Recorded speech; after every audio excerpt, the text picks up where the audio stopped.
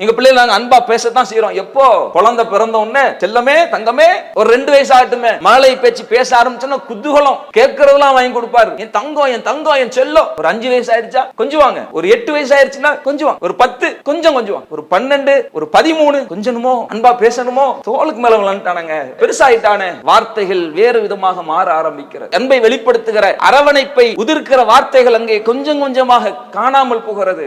5 வயசுல 2 வயசுல 8 வயசுல கொஞ்சம். ஆனால் எந்த வயசில் தேவையோ அந்த வயசில் தவற விட்டு விடுகிறோம். இந்த ஹார்மோனின் தேட்டம் எங்கே அதிகமாக இருக்கும் தெரியுமா? 10 பருவ வயதில் தான் அந்த பிள்ளைகளிடத்தில் அதிக தேட்டத்தோடு அது இருக்கும் என்று சொல்கிறார்கள். எந்த வயதில் அவனிடத்தில் அன்பு சொற்களையும் அரவணைப்பும் வார்த்தைகளையும் சொல்லி அந்த பிள்ளைகளை தட்டி தூக்க வேண்டுமோ, அரவணைத்து அள்ளிக்கொள்ள வேண்டுமோ, அந்த வயதில் பல வீடுகளில் அந்த வார்த்தைகள் இல்லை, அந்த அன்பு சொற்கள் இல்லை. என்ன நடக்கும்? வீட்டுல இல்லைன்னா ரோட்டுக்கு போவான். அதானே, வீட்டுல சாப்பாடு இல்லைன்னா ஹோட்டலுக்கு போவோம்ல. வீட்டுல கிடைக்காத வெளியே தேட ஆரம்பிப்பான். அதான் மனித இயல்பு. ஒரு கட்டத்தில் ஹராமை நோக்கி தவறான பாதையை நோக்கி அவனை தள்ளிவிடும். வீட்டுல அரவணைக்கும் வார்த்தை இல்லை, அன்பு சொற்கள் இல்லை.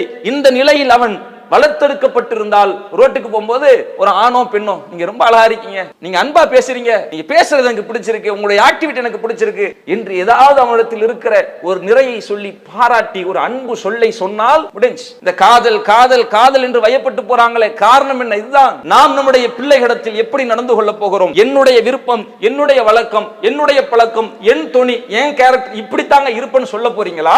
அல்லது நபி இப்ராஹிம் ஒட்டுமொத்த உலக மாந்தர்களுக்கு முன்மாதிரியாக அனுப்பப்பட்ட நபி முகமது அவர்களுக்கே முன்மாதிரியாக அல்லாஹ் தேர்வு செய்த, அல்லாஹ் அருள் செய்த, அகிலத்தார்களின் அத்தனை மனிதர்களையும் அல்லாஹ் அருள் செய்த அந்த நபி இப்ராஹிம் அலைஹிஸ்ஸலாம் அவருடைய வழி என்று தேர்வு செய்ய போகிறோம். கண்ணியம் நிறைந்த எல்லாம் அல்ல அல்லாஹுவின் நல்லடியார்களே, உலகில் மனிதர்களை படைத்திருக்கிற ஏக இறைவனாகிய அல்லாஹ் ரப்புல் ஆலமீன் இந்த மனித சமுதாயம் இவ்வுலகில் வழங்கப்பட்டிருக்கக்கூடிய வசதி வாய்ப்புகளின் பால் கவரப்பட்டு எது சரி எது தவறு, எதை செய்ய வேண்டும் எதை செய்யக்கூடாது என்ற சிந்தனையற்று மனம் போன போக்கில் தம்முடைய வாழ்வை அமைத்துக் கொள்ள கூடாது என்பதற்காக மனிதர்களுக்கு சரி தவறு எது என்பதனை, செய்ய வேண்டியது கூடாதது எது என்பதனை சொல்லித் தருவதற்காக ஒவ்வொரு காலகட்டத்திலும் அல்லாஹ் நபிமார்களை அனுப்பியிருக்கிறார்.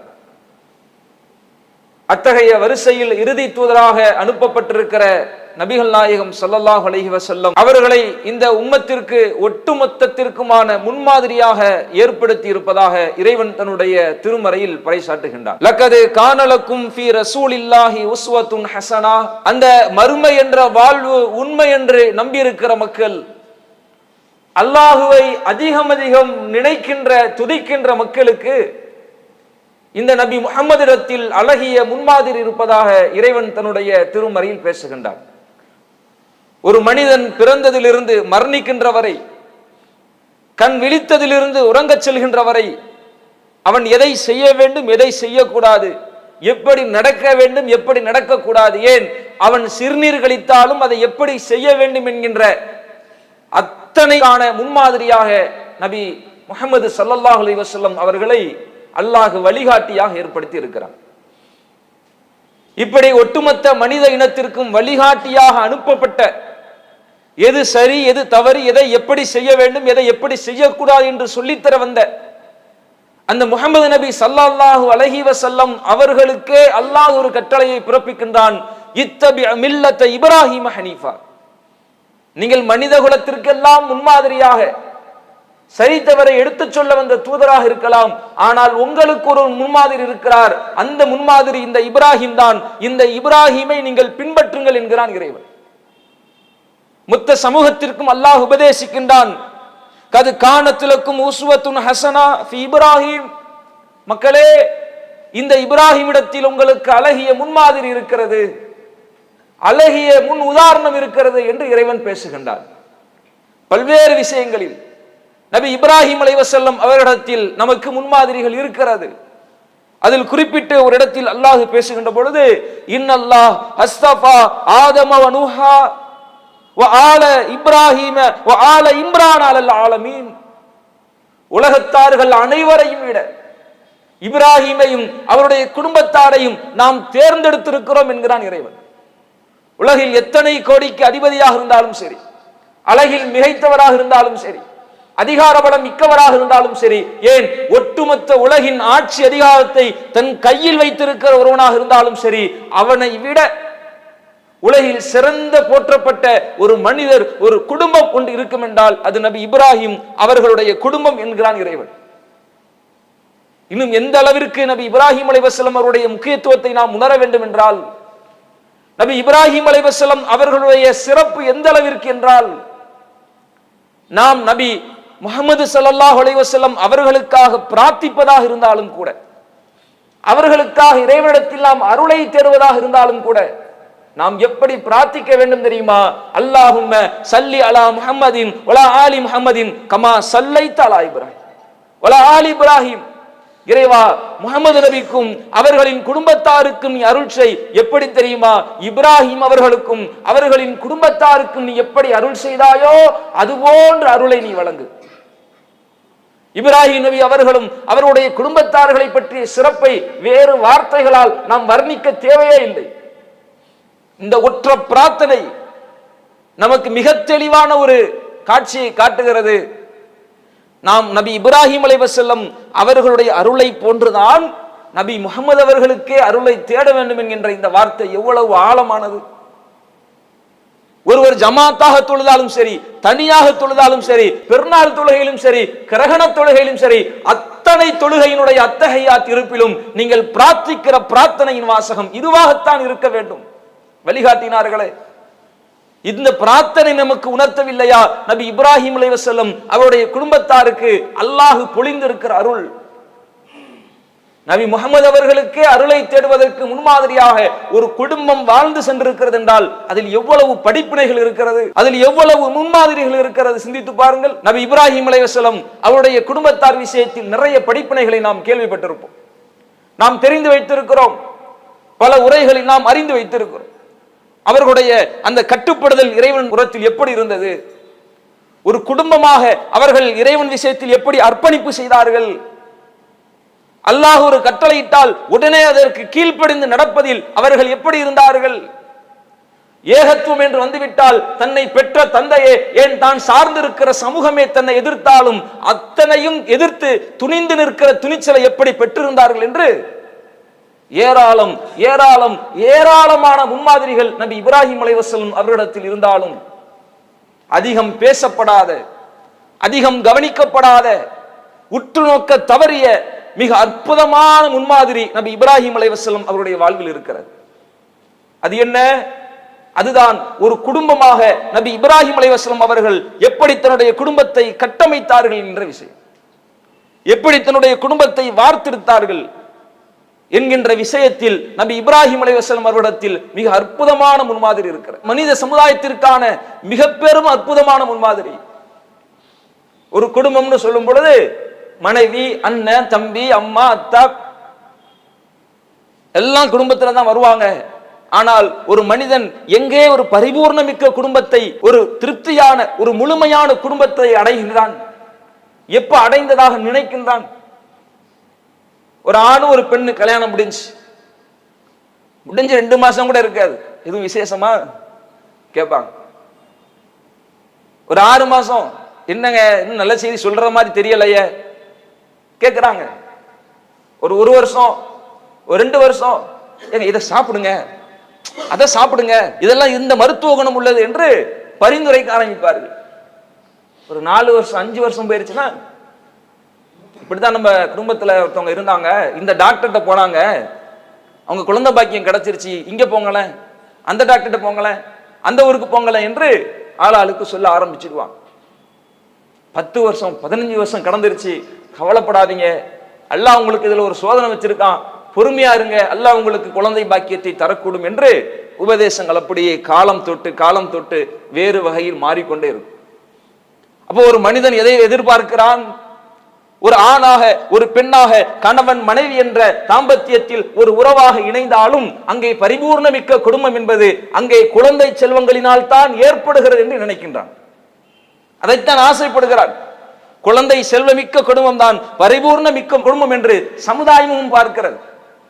அதனால தான் இவ்வளவு வார்த்தைகள், இவ்வளவு தேடல்கள் எதற்கு? அப்பதான் அது பரிபூர்ண மிக்க குடும்பம், அந்த திருமண உறவு நிறைவுற்ற ஒரு திருமண உறவாக இருக்கிறது என்று மனிதன் எதிர்நோக்குகின்றான். அப்படித்தானே? குழந்தை செல்வத்தை தான் மனிதன் தேடுகின்றான். அதை வைத்துக் கொண்டு தானே தன்னுடைய குடும்பத்தை பரிபூர்ணப்படுத்த நினைக்கின்றான். அத்தகைய குடும்பத்தின் மூல கட்டமைப்பாக இருக்கிற அந்த பிள்ளைகளை எப்படி வார்த்தெடுக்க வேண்டும் என்கின்ற விஷயத்தில் நபி இப்ராஹிம் அலைஹிஸ்ஸலாம் அவர்களிடத்தில் மிக அற்புதமான முன்மாதிரி இருக்கிறது. நம்ம எல்லாம் கேட்டிருக்கிற அறிந்திருக்கிற செய்தி, நபி இப்ராஹிம் அலைஹிஸ்ஸலாம் அவர்கள் தன்னுடைய பிள்ளை அவர்களை அறுப்பதை போன்று கனவு காணுகிறார்கள். நபிமார்களின் கனவுகளில் வருவது வஹி செய்தியின் வெளிப்பாடு என்று புரிந்து கொண்ட நபி இப்ராஹிம் அலைஹிஸ்ஸலாம் அவர்கள் தன்னுடைய பிள்ளைகிட்ட வர்றாங்க. வந்து சொன்ன வார்த்தை என்ன? கால யா புனைய, என் அருமை மகனே, இன்னி அரா ஃபில் மனாமி அன்னி அதுபஹுக, என் அருமை மகனே, நான் உன்னை கனவில் அறுப்பதை போன்று கண்டேன் சொல்றான். இதுல என்னங்க இருக்கு? எங்களுக்கு தெரியுமே. இந்த வசனத்தை தாங்க 100 தடவைக்கு மேல வாழ்நாள கேட்டிருப்போம் நினைக்கிறீங்களா? இதில் ஒட்டுமொத்த மனித இனத்திற்குமான மிக அற்புதமான வழிகாட்டுதலை நபி இப்ராஹிம் அலைஹிஸ்ஸலாம் அவர்கள் காட்டி தந்திருக்கிறார்கள். அது என்ன வழிகாட்டுதல்? இன்றைக்கு மனித உணர்வுகள், மனித உடல்கள் பல்வேறு கோணங்களில் ஆய்வு செய்யப்படுகிறது. ஒவ்வொரு உறுப்புகளுக்கு ஒவ்வொரு விதமான துறைகள் இன்றைக்கு பெருகிவிட்டது.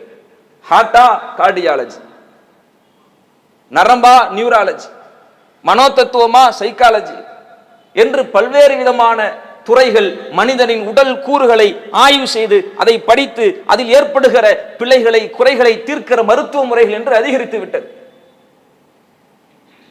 அப்படி மனித உடல் கூறுகளை ஆய்வு செய்யும் பொழுது மனிதன் ஒன்றை கண்டுபிடிக்கின்றான்.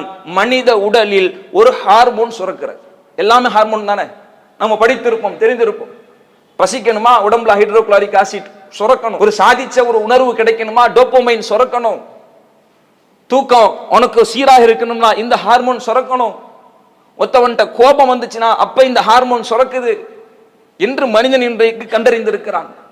அத்தகைய ஆவில் ஒரு தகவலை குறிப்பிடுகிறார்கள்.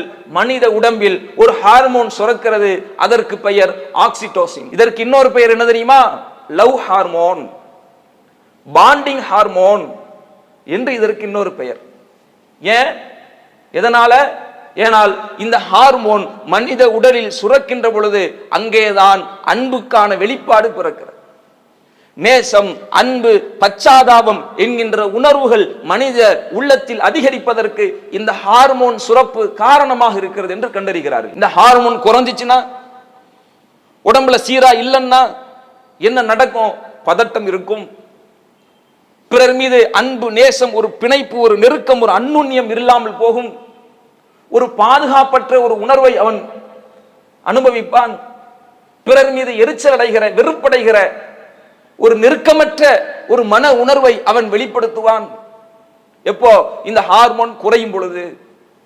இந்த ஹார்மோன் எங்கு சீராக இருக்கிறதோ, முறையாக இருக்கிறதோ, அங்கே அவனுடைய உள்ளத்தில் அன்பு, நேசம் என்கின்ற உணர்வு இயற்கையாக ஊற்றுப்போல் ஓடிக்கொண்டிருக்கும். அங்கே அந்த உறவுகளுக்கு மத்தியில் இணைப்பு, பிணைப்பு, நெருக்கம் இருக்கும். அதற்கு காரணமாக இந்த ஹார்மோன் இருக்கும் என்று சொல்கிறார்கள். சரி, அப்ப இந்த ஹார்மோன் சீராக இருக்கணும்னா என்ன பண்ணணும்? அன்பான வார்த்தைகள், அரவணைக்கும் சொற்கள் நம்முடைய பிள்ளைகளிடத்தில் நாம் சொல்லியாக வேண்டும். எந்த உறவுகளுக்கு மத்தியிலும் இது தேவை. ஆனால் குறிப்பாக பிள்ளைகளிடத்தில் மிக முக்கியமாக தேவை. அந்த அன்பு வார்த்தைகள், அரவணைக்கும் சொற்கள் அந்த பிள்ளைகளுடைய உடம்பில் இந்த ஹார்மோனை சீராக வைத்துக் கொள்ள உதவுகிறது. அதன் மூலம் அங்கே ஒரு அன்னுண்ணியம், ஒரு நெருக்கம் அந்த உறவுகளுக்கு மத்தியில், தந்தை மகனாக, தாய் பிள்ளையாக ஒரு அன்னுண்ணியமான உறவு அங்கே பிணைக்க முடியாத பந்தம் உருவாகிறது என்று சொல்கிறார்கள். நாங்கள்லாம் கொஞ்சம் தாங்க செய்யறோம், நாங்களும் தான் கொஞ்சம். எங்க பிள்ளைகள் நாங்க அன்பா பேசத்தான் செய்யறோம். எப்போ? குழந்தை பிறந்த உடனே செல்லமே, தங்கமே, ஒரு 2 வயசு ஆகட்டுமே, மழலை பேச்சு பேச ஆரம்பிச்சோன்னா குதூகலம், கேட்கறதெல்லாம் வாங்கி கொடுப்பாரு. என் தங்கம், என் தங்கம், என் செல்லம். ஒரு 5 வயசு ஆயிடுச்சா கொஞ்சுவாங்க. ஒரு 8 வயசு ஆயிடுச்சுன்னா கொஞ்சுவாங்க. ஒரு 10 கொஞ்சம் கொஞ்சுவாங்க. ஒரு 12, ஒரு 13 கொஞ்சணுமோ, அன்பா பேசணுமோ, தோளுக்கு மேல விளாண்டானுங்க. வயசாயிடுச்ச, பெருசாயிட்டானே, வார்த்தைகள் வேறு விதமாக மாற ஆரம்பிக்கிறது. அன்பை வெளிப்படுத்துகிற, அரவணைப்பை உதிர்க்கிற வார்த்தைகள் அங்கே கொஞ்சம் கொஞ்சமாக காணாமல் போகிறது. கொஞ்சிரும் 5 வயசுல, 2 வயசுல, 8 வயசுல கொஞ்சிரும். ஆனால் எந்த வயசில் தேவையோ அந்த வயசில் தவற விட்டு விடுகிறோம். இந்த ஹார்மோனின் தேட்டம் எங்கே அதிகமாக இருக்கும் தெரியுமா? 10 பருவ வயதில் தான் அந்த பிள்ளைகளிடத்தில் அதிக தேட்டத்தோடு அது இருக்கும் என்று சொல்கிறார்கள். இப்ப எந்த வயதில் அவனிடத்தில் அன்பு சொற்களையும் அரவணைப்பும் வார்த்தைகளையும் சொல்லி அந்த பிள்ளைகளை தட்டி தூக்க வேண்டுமோ, அரவணைத்து அள்ளிக்கொள்ள வேண்டுமோ, அந்த வயதில் பல வீடுகளில் அந்த வார்த்தைகள் இல்லை, அந்த அன்பு சொற்கள் இல்லை. என்ன நடக்கும்? வீட்டில் இல்லைன்னா ரோட்டுக்கு போவான், அதானே? வீட்டில் சாப்பாடு இல்லைன்னா ஹோட்டலுக்கு போவோம்ல, வீட்டில் கிடைக்காத வெளியே தேட ஆரம்பிப்பான். அதான் மனித இயல்பு. அது ஒரு கட்டத்தில் ஹராமை நோக்கி, தவறான பாதையை நோக்கி அவனை தள்ளிவிடும். வீட்டில் அரவணைக்கும் வார்த்தை இல்லை, அன்பு சொற்கள் இல்லை. இந்த நிலையில் அவன் வளர்த்தெடுக்கப்பட்டிருந்தால் ரோட்டுக்கு போகும்போது ஒரு ஆணோ பெண்ணோ, நீங்க ரொம்ப அழகா இருக்கீங்க, நீங்க அன்பா பேசுறீங்க, நீங்க பேசுறது எனக்கு பிடிச்சிருக்கு, உங்களுடைய ஆக்டிவிட்டி எனக்கு பிடிச்சிருக்கு என்று ஏதாவது அவனிடத்தில் இருக்கிற ஒரு நிறையை சொல்லி பாராட்டி ஒரு அன்பு சொல்லை சொன்னால் முடிஞ்சு. இந்த காதல் காதல் காதல் என்று வயப்பட்டு போறாங்களே, காரணம் என்ன? இதுதான். அந்த ஹார்மோனை பிள்ளைகளுக்கு சரியாக கொடுக்கிற பெற்றோர்களாக நாம் இருக்க வேண்டும். சாப்பிட்றதுக்கு சாப்பாடு கொடுக்கிற மாதிரி, உடுத்துறதுக்கு உடை கொடுக்கிற மாதிரி, கல்வி கொடுக்கிற மாதிரி அவருடைய உடம்பில் அது அவசிய தேவையாக இருக்கிற நம்மீதான ஈர்ப்பையும் பாசத்தையும் அதிகப்படுத்துவதற்கு தேவையான இந்த ஹார்மோன் அவர்களுக்கு அதிகரிக்க வேண்டும் என்றால் அதற்கு தேவை அன்பான சொற்கள், அரவணைக்கும் வார்த்தைகள். அப்படிதான் கூப்பிடுறோமா? நம்முடைய பிள்ளைகள் பல இஸ்லாமிய குடும்பங்களில் அப்படித்தான் அழைக்கப்படுகிறார்களா? அட எரும மாடு, சனியன, இப்படி எதுக்கு? அட கதவை சாத்திட்டு வாடா எரும மாடு, கதவை சாத்துறதுக்கு எரும மாடு, சனியன சனியன. ஒரு தடவை சொன்னா புரியாது, லைட் ஆஃப் பண்ணிட்டு வந்து படுனா, லைட் ஆஃப் பண்றதுக்கு சனியன. இன்னும் சில ஊர்களில் எக்ஸ்ட்ரீம் ஆகி பேதியில ஓவா, நாசமா போவா. பிள்ளைகளை சபிக்கிற வார்த்தைகள் சர்வ சாதாரணமாக அற்ப சொற்ப விஷயங்களுக்கு பயன்படுத்தி கொண்டிருக்கிறார். இது போன்ற வார்த்தைகளை கேட்டு வளர்கிற பிள்ளைகள், அவர்களிடத்தில் அந்த பெற்றோர்கள் மீதான அன்பு இருக்குன்னு நினைக்கிறீங்களா? ஈர்ப்பு இருக்குன்னு நினைக்கிறீங்களா? ஒரு கட்டம் வரும், அவன் வளர்ந்து வருவான், அப்போது அந்த பெற்றோரிடத்தில் அந்த அன்பு வார்த்தை வெளிப்படுத்த மாட்டான். அதை நீங்க எதிர்பார்க்க முடியாது. ஏன்? நீங்க உங்க பிள்ளைகளுக்கு அதை கொடுக்கலையே, அப்படி வளர்க்கலையே.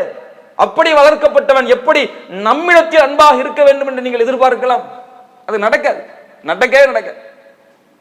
அப்ப அந்த பிள்ளைகளை அந்த அன்பான உணர்வோடு அரவணைக்கிற சொற்களை நாம் சொல்லி தட்டி எழுப்பும் பொழுதுதான் அங்கே அந்நுண்ணியமான பாச உணர்வுகள் ஏற்படும்.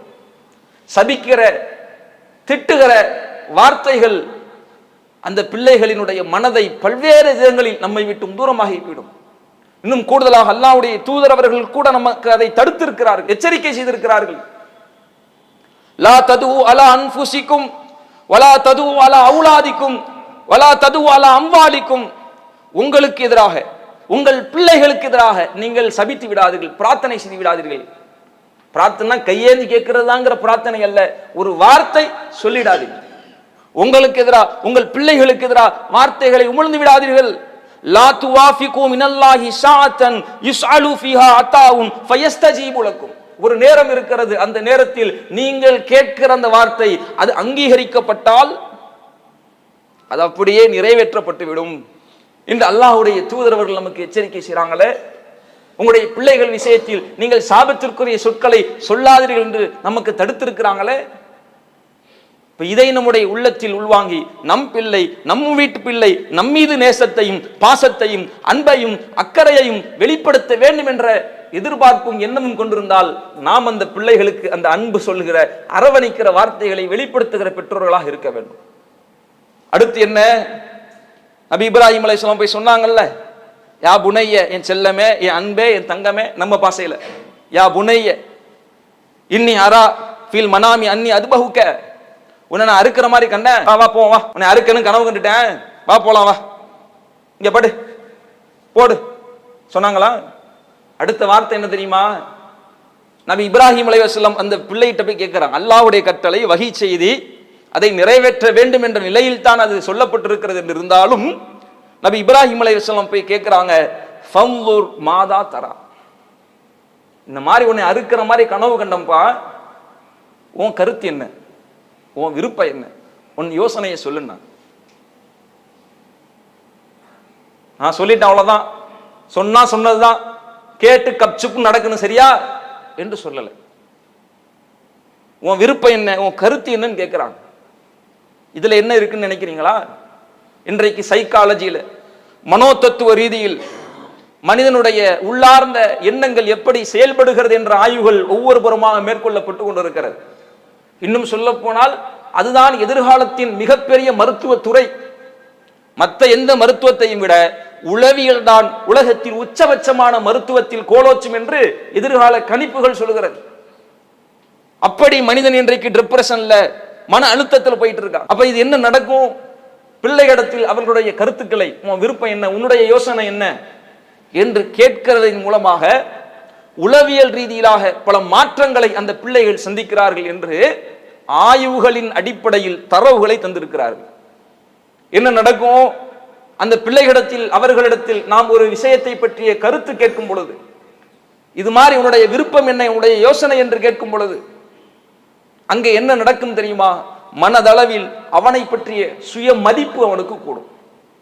நம்மளை மதிச்சு கேட்டிருக்காங்களே, கருத்து சொல்ல சொல்லி கேட்டிருக்காங்களே என்று தன்னை பற்றியான ஒரு மதிப்பு அவனுடைய உள்ளத்தில் அதிகரிக்கும். அதே போன்று ஒரு தன்னம்பிக்கை, ஒரு கான்பிடன்ட் அவனுடைய உள்ளத்தில் உதயமாகும். ஒரு கட்டத்தில் அவனுடைய சிந்தனை திறன் மேம்பட ஆரம்பிக்கும். கேட்டிருக்கிறாங்க, நம்ம சொல்லணும், கரெக்டா சொல்லணும், என்ன சொல்லலாம் என்று சிந்திக்கும் பொழுது அந்த சிந்தனைக்கான சிந்தனை ஆற்றல் அவனுக்கு அதிகரிக்கிறது. கருத்து சொல்லிவிட்டான், இதுதான் என் விருப்பம் என்று சொல்லிவிட்டான் என்று சொன்னால் அங்கே அவனிடத்தில் ஒரு பொறுப்புணர்வு ஏற்படுகிறது. ஆக நம்மள்ட்ட கேட்டாங்களே, நாமளும் இப்படி சொல்லிட்டோமே, நம்ம சொன்னபடி அவங்க செஞ்சிட்டாங்க அப்படிங்கிற பட்சத்தில் நம்ம இதில் கரெக்டா இருக்கணுமே, நம்ம இதில் கரெக்டா இருக்கணுமே, நம்ம சொல்லி நடந்ததாச்சே, நம்ம விருப்பத்தின்படி தீர்வானாச்சே என்கின்ற அந்த எண்ணம் அவரிடத்தில் ஒரு பொறுப்புணர்வை கொண்டு வருகிறது. இப்படியாக அந்த உணர்வுகளை, கருத்துக்களை கேட்டு வளர்க்கப்பட்ட பிள்ளைகள் அவருடைய உணர்வுகளை ரொம்ப தைரியமாக, ரொம்ப ஃப்ரீயாக வெளிப்படுத்துவார்கள். மந்தமா இருக்க மாட்டான், சொங்கியா இருக்க மாட்டான், அப்படியே உம்முன்னு இருக்க மாட்டான். தன்னுடைய உணர்வு என்ன, தன்னுடைய கருத்து என்ன என்று திடமாக, உறுதியாக எடுத்து சொல்கின்ற துணிச்சல் அவர்களிடத்தில் பிறக்கும். எப்போ? அந்த பிள்ளைகளிடத்தில், அவர்கள் விஷயத்தில் நாம் கருத்து கேட்கும் பொழுது. மற்றதை விடுங்க, என் பிசினஸ்ல என்ன, அந்த பிரச்சனைக்கு என்ன, அவர்கள் விஷயத்தில், குறிப்பாக அந்த பிள்ளைகளுடைய விஷயத்தில், அவர்கள் விஷயமாக நாம் கருத்து கேட்கிற அந்த விஷயம் இப்படியான பல உளவியல் மாற்றத்தை, உள்ளார்ந்த மாற்றத்தை அவர்களுக்கு ஏற்படுத்துகிறது என்று சொல்கிறார்கள். இதெல்லாம் எப்போ? பல ஆய்வு பண்ணி, லட்சத்தை போட்டு, நபர்களை உள்ளடக்கி பல வருடங்கள் ஆய்வு செய்து கண்டுபிடிக்க சொல்லப்பட்ட மனோ தத்துவ மருத்துவ ரீதியிலான தகவல்களை நபி இப்ராஹிம் அலைஹிஸ்ஸலாம் ஒட்டுமொத்த சமூகத்திற்கும் அழகிய உபதேசமாக, அழகிய அறிவுரையாக வழிகாட்டி சென்றிருக்கிறார்கள். இங்கே நம்மிடத்தில் தான் தேர்வு இருக்கிறது. நாம் எப்படி செயல்பட போறோம்? அதெல்லாம் ஏன் ஈகோ இடம் கொடுக்குமாங்க? வாடா போடா, அதை செய்டா, இதை செய்டா என்று அதட்டி உதட்டி வந்து திடீர்னு போய், வாப்பா இங்க வா, உனக்கு என்ன என்று கேட்டா என்ன இது? நமக்கு ஈகோ இடம் கொடுக்காதுங்க. சுத்தி உள்ளவங்க நேற்று வரைக்கும் எப்படி பேசிட்டு இருந்தார், இன்னைக்கு பையன்ட்ட எப்படி பேசுறாரு என்று நினைச்சிடுவாங்களோ என்ற எண்ணம் வந்தால் விளங்காது. யாரை, எதை நாம் தேர்வாக எடுக்க போகிறோம்? ஏன் ஈகோ என்ன, என்னுடைய சுயநலம் என்ன, என்னுடைய மதிப்பு என்ன, என்னை பற்றிய மற்றவர்களின் பார்வை என்ன, அவங்க எப்படி நினைப்பாங்க, இவங்க எப்படி நினைப்பாங்க என்று பார்க்க போகிறோமா?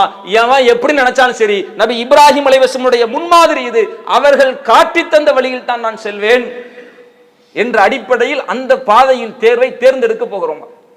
நாம் நம்முடைய பிள்ளைகளிடத்தில் எப்படி நடந்து கொள்ள போகிறோம்? என்னுடைய விருப்பம், என்னுடைய வழக்கம், என்னுடைய பழக்கம், என் துணி, என் கேரக்டர் இப்படித்தாங்க இருப்பேன்னு சொல்ல போறீங்களா?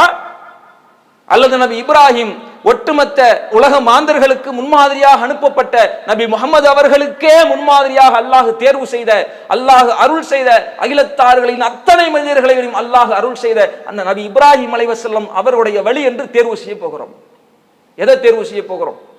நீங்கள் நபி இப்ராஹிம் அலைஹிஸ்ஸலாம் அவர்கள் காட்டி தந்த வழியில் நீங்கள் நடக்க ஆரம்பித்தால், இந்த விஷயத்தில் பிள்ளைகளை கட்டமைக்கிற விஷயத்தில் நபி இப்ராஹிம் அலைஹிஸ்ஸலாம் அவர்கள் வழிகாட்டிய வழிமுறையை கடைபிடிக்க ஆரம்பித்தால் நாளைக்கு உங்க குழந்தை உங்கள்கிட்ட எந்த விதத்திலும் தவறா நடக்காது. இல்லைன்னா என்ன நடக்கும்? ஒரு காலம் வரும், வயோதிகம் அடைவோம், பிள்ளைகள் வளருவார்கள், அதிகாரம் கைமாறும், பொருளாதார சூழல்கள் தலைகீழாக புரட்டி போடப்படும். அத்தனை அதிகாரமும் அவன் கையில் வரும்பொழுது நரம்புகள் தளர்ந்து தோள்கள் சுருங்கிய நிலையில் வயோதிக நிலையில் பலகீனமான நிலையில் படுத்திருக்கும் பொழுது கொடுக்கறத தின்னுட்டு கடை சரியா சும்மா நொய் நொயின்னு கிட்டு சொல்லுவான், எரிச்சப்படுவான், வெறுப்படைவான், கோபப்படுவான். பெற்றோர்கள் விஷயத்தில் அது போன்ற வன்மமான வார்த்தைகளை பிள்ளைகள் எந்த யோசனையும் என்று வெளிப்படுத்துவார்கள்.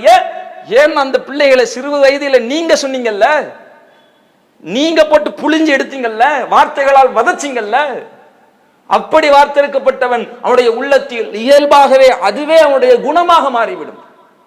நாளைக்கு ரிவெஞ்ச் நமக்கு ரிப்பீட் ஆகி வரும். நம் விஷயத்துல நம்முடைய யோசனையை கேட்க மாட்டான், கொடுக்கறத கட்டிக்கிட்டு இருக்கணும், சரியா சொல்லுவான், நடக்கும். நபி இப்ராஹிம் அலைஹிஸ்ஸலாம் அவர்கள் காட்டி தந்த இந்த வழியில் நம்முடைய பிள்ளைகளை குடும்பத்தை கட்டமைத்திருந்தால் நாளைக்கு நம்முடைய பிள்ளைகள் அன்பான வார்த்தைகளை அரவணைக்கும் சொற்களை முதுமையில் நம்மை அள்ளி தூக்குகிற அரவணைத்துக் கொள்கிற பிள்ளைகளாக வளர்வார்கள், உருவாகுவார்கள். எப்படி பிள்ளைகளை நாம் வார்த்தெடுக்க போகிறோம்? நம்முடைய விஷயத்தில் நாம் வயோதிகப்பட்டிருந்தாலும் நம்முடைய விருப்பம் இல்லாமல் எதையும் செய்ய மாட்டார்கள். யார் இன்ஃப்ளூயன்ஸ் பண்ண நினைச்சாலும் சரி, சிந்தனையை மாற்ற நினைச்சாலும் சரி, பொண்டாட்டி பேசிட்டு ஆடிக்கிட்டு இருக்கான், பெற்றோரை கவனிக்காம நடக்கிறான் என்ற நிலைக்கு அந்த பிள்ளை போகாது. என் பெற்றோர் என் விஷயமாக என் யோசனை இல்லாமல் ஒரு விஷயத்தையும் அவர்கள் செய்ததில்லை. என் பெற்றோர் விஷயத்தில் அவர்கள் விருப்பம் என்ன என்று கேட்காமல் நான் எதையும் செய்ய மாட்டேன் என்கின்ற அந்த ஆழமான உள்ள பதிவு அவனுடைய உள்ளத்துல பதிஞ்சிருக்கும். யாரு தாக்க நினைச்சாலும் சரி, உள்ளத்துல மாற்ற நினைச்சாலும் சரி, மாற மாட்டான். அத்தகைய நிலையில் நம்முடைய பிள்ளைகளை வார்த்தெடுக்க போகிறோமா? நம்முடைய பிள்ளைகளின் நிலை எப்படி இருக்க வேண்டும் என்கின்ற சாவி நம் கையில் தான் இருக்கிறது. நபி இப்ராஹிம் அலைஹிஸ்ஸலாம் அவர்கள் காட்டி தந்த அடிப்படையில் பிள்ளைகளை வார்த்தெடுக்கிற பெற்றோர்களாக நாம் இருந்தால், நபி இப்ராஹிம் அலைஹிஸ்ஸலாம் அவருடைய குடும்பம் எப்படி அருள் செய்யப்பட்டதோ, அல்லாஹ்வினால் மேன்மைப்படுத்தப்பட்டதோ, அல்லாஹ்வினால் மகத்துவப்படுத்தப்பட்டதோ, அப்படிப்பட்ட அருளையும் மகத்துவத்தையும் மேன்மையையும் பெற்ற குடும்பமாக, அத்தகைய பிள்ளைகளை பெற்ற தகப்பன்மார்களாக பெற்றோர்களாக நாம் ஆக முடியும். அத்தகைய நிலையை அல்லாஹ் நம் ஒவ்வொருவருக்கும் ஆக்க வேண்டும் என்று பிரார்த்தித்து நிறைவு செய்கிறேன். வாஹிரு தஅவானா அல்ஹம்துலில்லாஹி ரப்பில் ஆலமீன். அஸ்ஸலாமு அலைக்கும் வரஹ்மத்துல்லாஹி வபரகாத்துஹு. இஸ்லாம் மற்றும் சமுதாய செய்திகளை அறிந்து கொள்ள தமிழ்நாடு தௌஹீத் ஜமாஅத் யூடியூப் பக்கத்தை உடனடியாக சப்ஸ்கிரைப் செய்து கொள்ளுங்கள். மேலும் பெல் பட்டனையும் கிளிக் செய்து கொள்ளுங்கள்.